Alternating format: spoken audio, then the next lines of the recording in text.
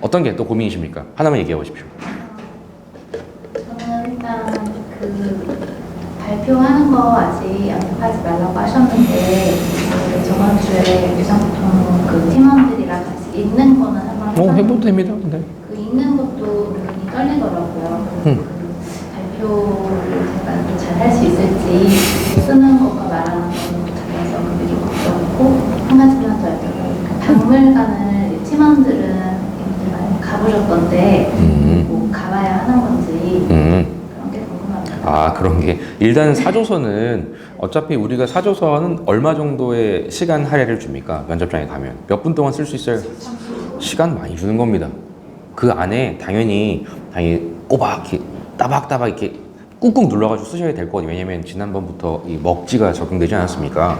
뭐 그래서 좀 뭔가 천천히 쓸 수는 있겠지만 사조서라고 하는 거는 정확하게 내가 얘기하고자 하는 그 틀을 잘 정리만 해놓으면 그거 보고 발표하는 겁니다. 솔직히. 그래서 정리된 때 그 사조서라는 거에 이 틀을 잘 잡고 내용을 분명히 잘 할 수 있는 내용을 담아야겠죠. 근데 그 알맹이가 아직은 부족할 거란 말이에요. 근데 지금은 말하는 방법은 다 어느 정도 공유가 다 돼 있어요. 어차피. 그래서 사조서 할 때 조금 더 제가 좀 조언을 드리자면 앞에 A라는 주제에 대해서 발표를 맡게 된 누구입니다. 이런 거 하죠. 발표 순서는 뭐 이렇습니다. 하지 않습니까? 빼요 그건. 빼요 그거는. 그거 다 하는 거 왜 그 계속하고 듣고 있는 걸 빼십시오. 처음에 내 연습할 테니까 높낮이를 잘 봐줘. 뭐 그러면 할 수 있어요. 근데 어차피 알고 있는 그런 불필요한 건 다 빼세요 그냥. 빼고 그냥 바로 그 주제에 대해서 발표하십시오 그냥. 저는 크게 이 주제에 대해서 세 가지를 생각해 보았습니다. 첫째, 이렇게 있습니다. 근거는 어떻습니다. 이를 통해 어떤 효과가 나올 거라고 생각합니다. 둘째, 뭐 이런 식으로. 셋째, 뭐 이런 식으로 한 두 가지, 세 가지 얘기해 보시는 겁니다. 그런 부분들. 그래서 내가 생각했던 것들을 얘기도 해보시고 추가적으로 하셔야 될 게 내가 어떤 부분을 기여할 수 있을지도 항상 얘기를 하는 연습을 하는 게 좋아요. 대부분 어떤 주제도 뭐 여러 가지가 있겠지만 내가 할 수 있는 게 있습니까? 내가 할 수 있는 게 막 있습니까? 많습니까? 솔직히? 없죠. 그렇기 때문에 거기에 대한 한계점이라는 게 뭐가 있습니까? 시간도 걸릴 거고 할지 안 할지도 모르겠고 돈도 들고 그런 거 얘기를 하실 거 아닙니까? 그죠? 그렇기 때문에 그 뒤에는 한계점을 보완할 수 있는 거는 누가 돼야 될까요? 누가 돼야 됩니까? 이 한계를 보완할 수 있는 거는 누가 할 수 있습니까? 이 면접에서 나 자신이 얘기하셔야 돼요. 그래서 이런 한계를 보완하며 내가 생각했던 이런 직무수행 계획을 넣으셔야 됩니다. 근데 직무수행 계획이라고 너무 어려워요 이렇게 생각할 수 있거든요. 근데 그거는 자연스럽게 해결될 수 있습니다. 어차피 오늘 요 다음에 한마디씩 이렇게 여쭤보고 답 드리고 그 다음에 이제 이어갈 겁니다. 그러니까 걱정하지 마십시오. 그래서 직무수행 계획이라는 부분은 오늘 세워야 됩니다. 메인 소재도 잡을 것이고 그래서 그게 필요한 거고 아까 사조서는 됐고요. 그 다음에 아까 두 번째가 뭐였죠? 그 박물관 가야 되느냐? 일단 박물관을 다 다녀오신 분도 있고 하는데 박물관을 가는 이유가 뭡니까?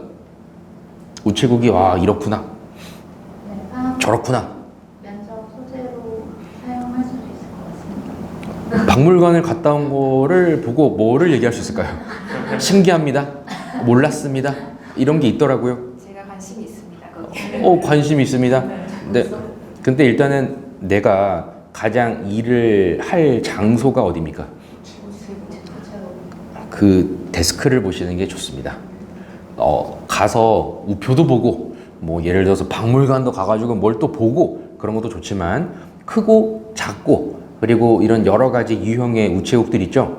가면서 어떤 유형의 고객들이 있는지도 보시고 불편점을 체크하시는 게 훨씬 도움이 많이 됩니다. 그래야 직무수행 계획을 세울 수 있어요. 나만의. 그 느끼고 보고 그리고 그런 게 있다고 하면 어떻게 할지를 이제 생각해야 되거든요. 사람이 많더라고. 내가 10시에 갔는데 별로 사람이 없더라고. 자, 다음 데 가자. 이렇게 되면은 뭔가 얘기거리가 없거든요. 그래서 어떤 게 더 좋으냐면 우체국 투어라는 거를 하시는 게 좋아요. 투어. 우체국 투어를 하는 이유가 그냥 우체국을 갈 거니까 여러 군데를 보는 게 좋지 않겠느냐. 뭐 이렇게만 하면은 안 됩니다. 그러니까 미리 제가 요거는 잠깐 말씀드리면 직무수행 계획 중에 제일 중요한 거는 하나가 신입만 할 수 있는 게 있어요. 우리 앞으로 우체국에 가실 분들만 할 수 있는 게 있어요. 그게 뭐냐? 우체국을 여러 군데 또 다니시는 분들 많거든요. 10군데 이상 막 다니면서 메모하고 이런 분들 많아요. 특히 필컷인 분들은 이런 식으로 나의 자리를 노리는 분들이 분명히 있다고 생각하셔야 됩니다. 힐컷은 한 20개 다니면서 막 미친 듯이 합니다. 그런 분들이 누군가가 나의 자리를 탐하고 있다. 늘 항상 이거를 생각하셔야 되는데, 여러 군데를 제가 가려고 하는 이유가 딱 하나. 잘 생각해 보십시오. 우체국 이미 여러 군데 다녀보신 분. 아직 안 다녀봤습니까? 두 군데를 가더라도 오늘 얘기를 듣고 한번 가보는 건 또 다를 수 있어요. 한번 잘 생각해 보셔야 될 필요는 있는데, 제가 말씀드리는 건 우체국이 각각의 모든 서비스가 획일화되어 있다고 생각하십니까? 그 얘기는 누구나 어딜 가거나 이렇게 똑같이 하더라고요 라고 생각하십니까? 뭐가 예를 들어서 아니라고 생각하십니까?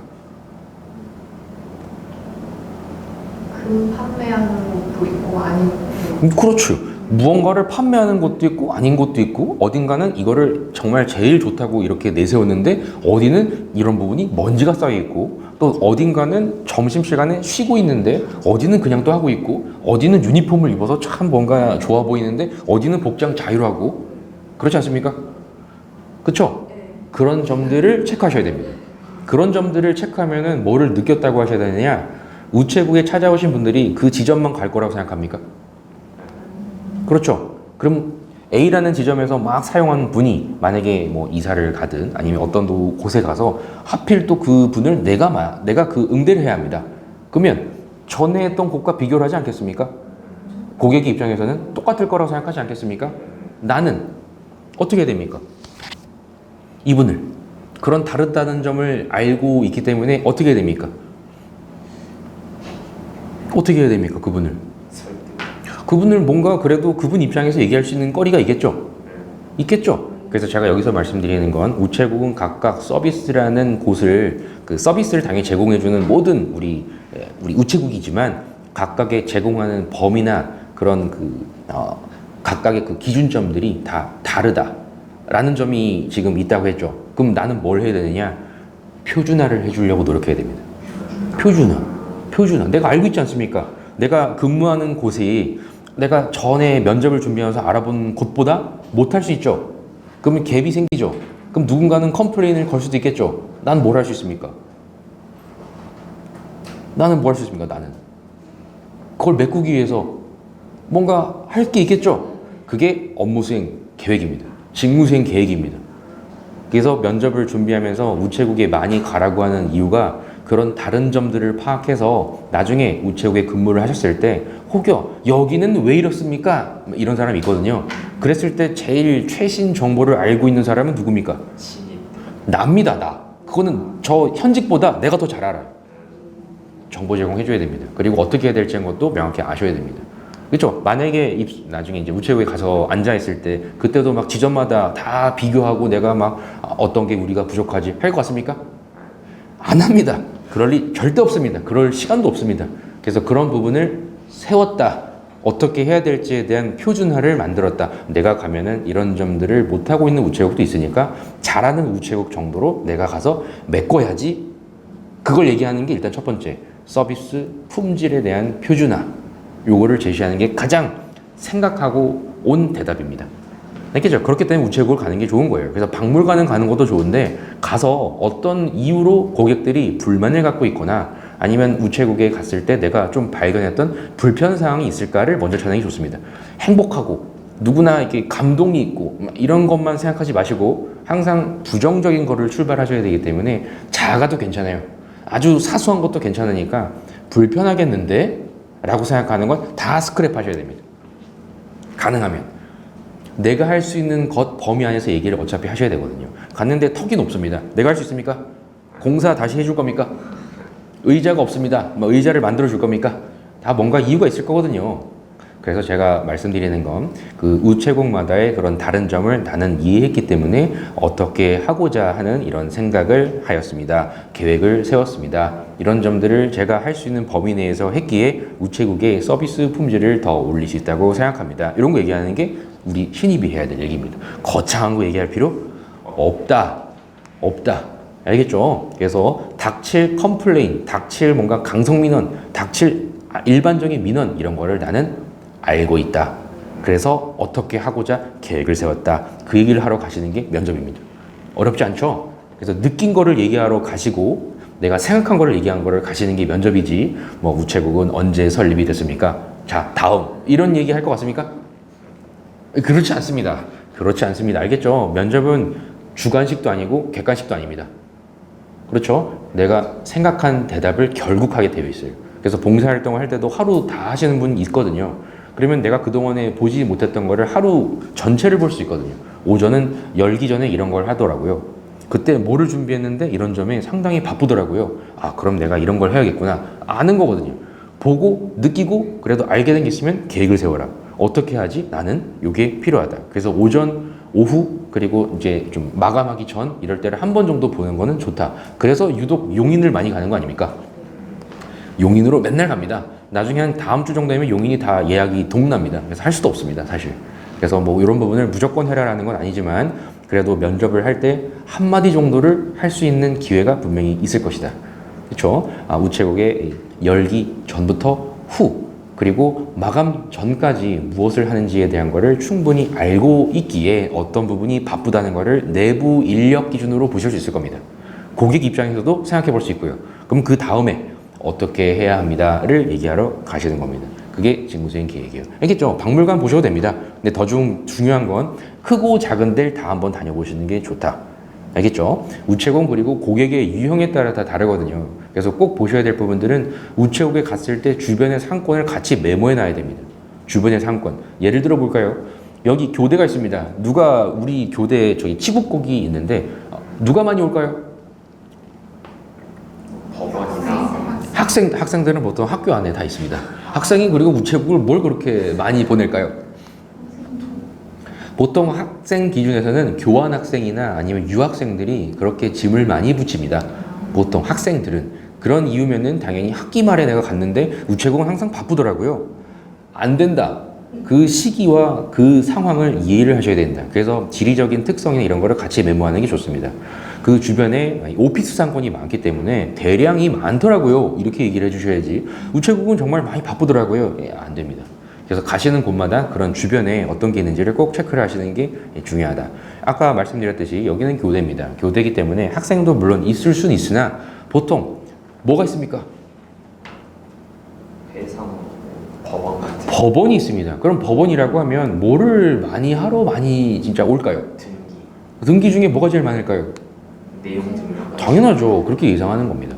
그럼 당연히 오피스 상권에 이런 법원이 근처에 있다고 하면 상당히 많은 그런 그 소화해야 할 물량 중에 상당수가 뭐 내용 증명도 있을 거고 뭔가 등기물도 상당히 많을 거고 그러면 이런 게 많기 때문에 나는 뭐를 해야 되겠구나 계획을 세울 수 있습니다. 몰릴 거를 예측하게 된다면 그 다음엔 나는 계획을 세울 수 있다. 어떻게 하면 사전에 좀 번거로운 것들을 없앨 수 있을까? 이런 식으로 생각할 수가 있다. 이건 이따 또 말씀을 드릴 겁니다. 그래서 그렇게 지리적인 특성을 같이 생각하고 하셔야 됩니다. 알겠죠? 우리 강남 같은 데도 상당히 그 EMS가 많습니다. 강남. 왜 많을까요? 관광객. 쇼핑? 강남의 관광객들은 뭐 이태원은 저쪽에 있을 수 있으나 강남은 그렇게 뭐 엄청나게 많지는 않습니다. 우편물을 많이 이용하는 뻔한 분들이 계십니다. 힌트를 드리면 우리 잠실, 도곡, 뭐 역삼, 우리 서울 사시는 분들은 아실 텐데 이게 뭡니까? 교육의 메카인데요. 여기 서울청, 우리 민희님과 민성님 서울청 여기 발령 날 수 있습니다. 그렇게 내가 예상치도 못했는데 EMS가 그렇게 옵니다. 누구한테 올까요? 뭐 때문에? 교환학생. 우리 여기 강남은 대학이 없습니다. 누가 그렇게 많이 일까요? 모르겠습니까? 모르겠습니까? 어머님들입니다. 자녀가 어디 있다고 생각합니까? 강남은 유학 자녀가 상당히 많습니다. 그렇기 때문에 EMS 발송량이 많습니다. 상당히 많습니다. 그래서 지리적인 특성, 고객의 특성 그런 점들을 알고 대비를 해두셔야 계획이라는 거를 디테일하게 세울 수 있다.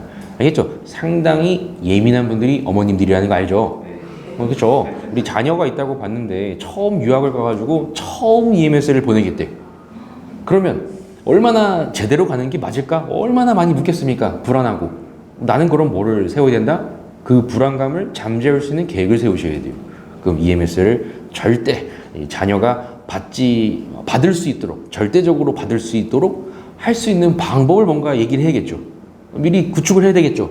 그런 게 직무수행 계획입니다. 알겠죠? 지리적인 특성에 맞춰서 생각하셔야 돼요. 그리고 EMS도 만약 일반적으로 많이 보내는 데는 당연히 외국 노동자분들이 많은 데가 많습니다. 미국이나 아니면 유럽이 많을 것 같습니까? 동남아가 많을 것 같습니까?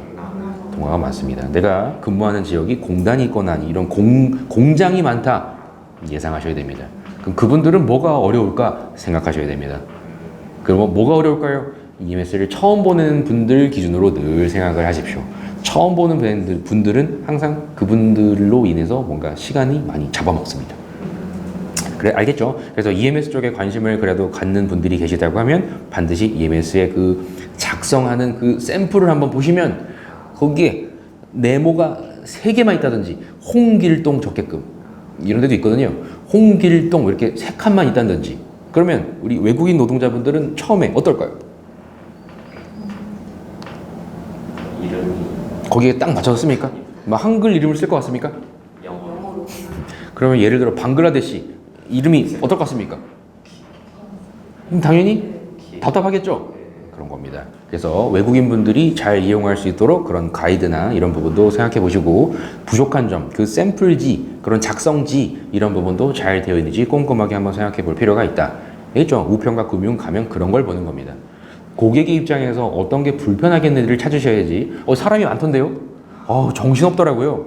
이러려고 가시는 거 아니다. 그거는 구경하러 간 겁니다. 알겠죠? 그런 부분을 얘기하시면 됩니다.